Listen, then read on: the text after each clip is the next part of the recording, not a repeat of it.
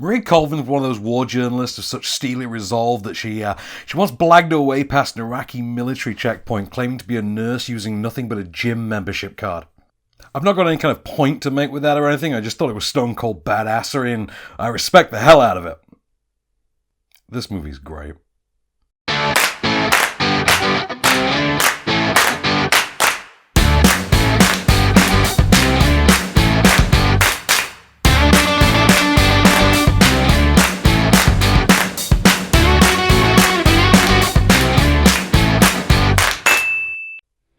Am I being crazy, or were the really, really good female-driven stories mostly just ignored by the Academy this year? I mean, first Destroyer and now A Private War. It's mind-blowing. As indeed is this, not because it's a particularly new or groundbreaking story. It's actually already been told in an even better documentary last year. But just for how powerful the emotion this thing wrings out of you truly is. It's a really heart-wrenching and visceral film. So last year we got the documentary Under the Wire, which was based on the book by Paul Conroy. He was Marie Colvin's photographer and colleague, and which more or less detailed the kind of same exact story we get here.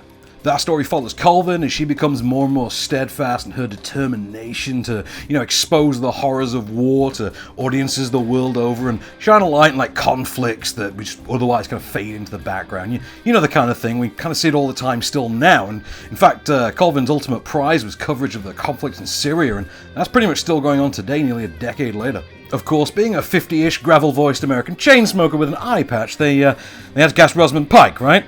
I mean, that's just how we think of her, isn't it? This is straight up the best performance of Pike's entire career to date, and I say that as someone who absolutely believes Gone Girl was the best movie of 2014. Pike just kills it here. I mean, beyond just getting the voice down, she has a real physicality to her performance that kind of has you at once both intimidated by and pitying the woman, because some of the just horrible things she witnesses just kind of pile on her and she has to live with them, and it's just a really great performance. She's really superb.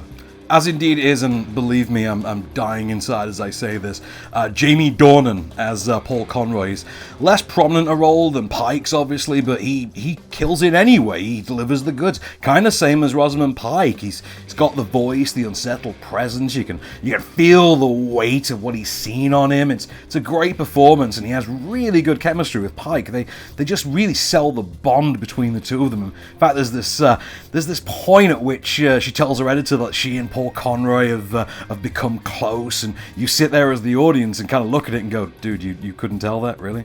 Just to get through the rest of that cast real quick too, that editor, Tom Hollander, and he's great. Big shout out for Luther actress Nikki Amuka-Bird too. She plays Colvin's best friend Rita. That's a role that really could have proven quite thankless, but never gets to because there's a really grounded performance afforded it here. And you got the Tooch, good old Stanley Tucci, right? He never fails to light up a room, and he's kind of an endearing romantic interest here. So, Private War comes to us from director Matthew Heineman, who prior to this had only really directed documentaries. Documentaries, though, like Cartel Land and City of Ghosts. Yeah, those. And he's absolutely brought this sort of textured, gritty realism to this, because presumably just because of what he's experienced making those, this thing's a beast. It's raw, it's intense, and then at the center of it all is Pike as Colvin. She's an inch away from visibly breaking under the weight of it all. It's just a really well captured film. There's great visuals from the veteran cinematographer Robert Richardson. That guy worked on things like Kill Bill, Shutter Island, Casino, Born the 4th of July, Platoon. Dude knows what he's doing, you know what I mean?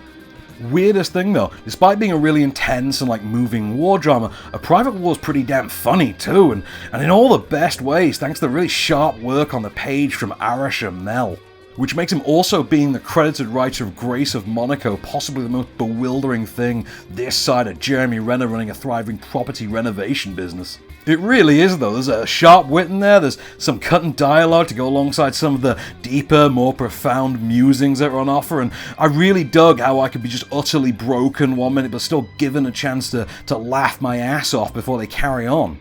Well, the doc was based on Conroy's book, though. This one's based on Marie Brenner's Vanity Fair article. I think it's called Marie Colvin's Private War. And Amel's done a pretty solid job fleshing it out and bringing it to life for the screen. I actually gave it a read. And that's only right, too, because he'd be damn near criminal to waste direction as tight as Heinemann's got here, and performances as solid as, well, everything here on something undeserving of them. Not the case, though. Private War absolutely delivers. It's maybe not quite as brilliant as Under the Wire was, and it feels a little bit rushed at the very, very end, but it's a good one. There's a palpable sense of atmosphere throughout. They absolutely pin down that sort of that tense, chaotic feeling of being in or around a Middle Eastern conflict zone, and sequences like one involving Conroy and Colvin being driven down a gunfire-laden like nighttime street in Syria. Those are hardcore, but it never loses sight of Colvin or her story. It never forgets to make us care about her as a person, or it never lets us lose sight of the toll that all of this cumulatively starts to take on her. I personally could have done with a little bit more of the friendship between Conroy and Colvin, because it's just played so well, but if I'm the guy saying there's not enough Jamie Dornan in the movie, well, it must be good, isn't it? And the dramatic interludes in which we get to explore the relationship between Colvin and Tom Holland, the Sunday Times editor, or Colvin and Tucci's character, do add a much needed seasoning to it all too. So I guess Dornan still gets to be the dominant male presence, but it's still not what you'd really consider a lot of screen time. Just kind of odd when you consider Conroy's how most people first encountered this story, though.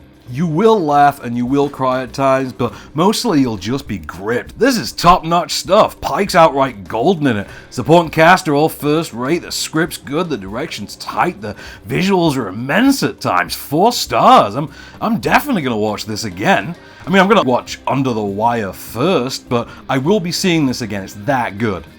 But the only thing better than one really good new movie is 2, right? And no, I ain't talking about Happy Death Day to You.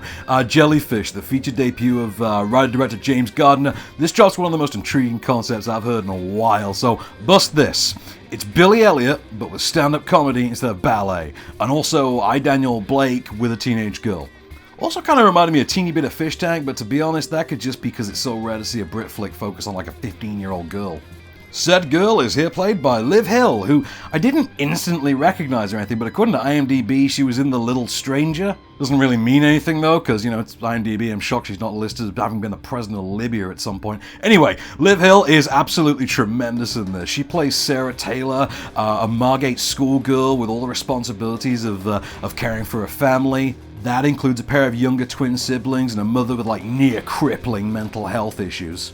To make ends meet, she works in one of the seafront arcades and even runs a little sideline in, let's just say getting a little handsy in the back alley.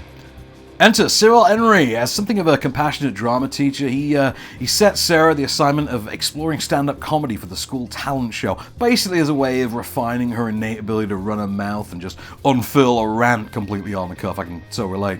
I know it all sounds a little hokey, like it has the potential to be a complete mess, but it's genuinely brilliant. Hill's just captivating, and the script that Gardner and Simon Lord have written keeps it both kind of a kitchen sink drama and also quite kind of sharply pointed and witty at times.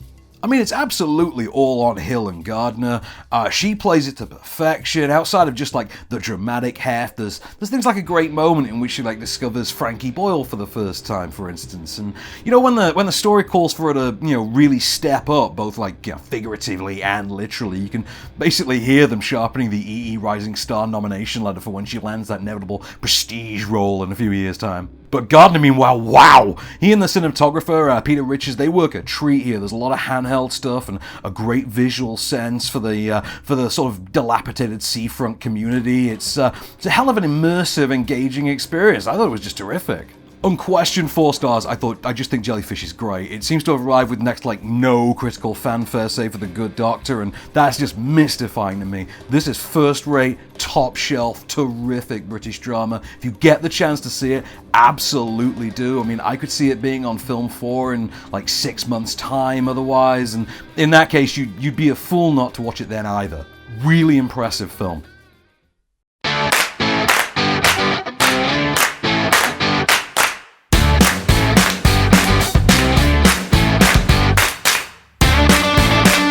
Hey, thanks for watching. Don't forget to like, share, subscribe, rate, and review.